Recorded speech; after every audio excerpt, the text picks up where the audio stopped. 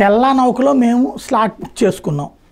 తీరా చూస్తే రాష్ట్ర ప్రభుత్వం ఏమో ఆ బియ్యాన్ని ఎక్కనియట్లేదు. మా దగ్గర బియ్యం ఎక్స్పోర్ట్కి పర్మిషన్ ఉంది, కానీ రాష్ట్ర ప్రభుత్వం లిఖితపూర్వకంగా ఆపట్లేదు, కానీ మౌఖికంగా చెప్పారన్నటువంటి పేరుతో పవన్ కళ్యాణ్ చెప్పారన్న పేరుతో ఆపేస్తున్నారు. ఇట్లయితే మాకు డ్యామరేజెస్ పడుతుంది, ఆ షిప్కి అయ్యే అద్దె మేము కట్టుకోవాలి, ఇప్పటికే నెల నుంచి నడుస్తోంది అన్నటువంటిది వ్యాపారులు తీసుకొచ్చినటువంటి అంశం, హైకోర్టులో తీసుకొచ్చినటువంటి అంశం, పవన్ తీసుకొచ్చినటువంటి సంచలనంతో జరిగినటువంటి వ్యవహారం. తాజాగా హైకోర్టులో దీని మీద వాదనలు జరిగే సందర్భంలో రాష్ట్ర ప్రభుత్వం ఏం వాదించిందంటే, అయ్యా అందులో కొన్ని రేషన్కి సంబంధించినటువంటి ఉన్నాయి, అవి బయటికి తెప్పిస్తాం, అంటే అన్లోడ్ చేస్తాం, ఆ తర్వాత వీళ్ళ లోడింగ్కి అనుమతిస్తాం, వీళ్ళతో మేము మాట్లాడుకుంటాం, వదిలేయమంది.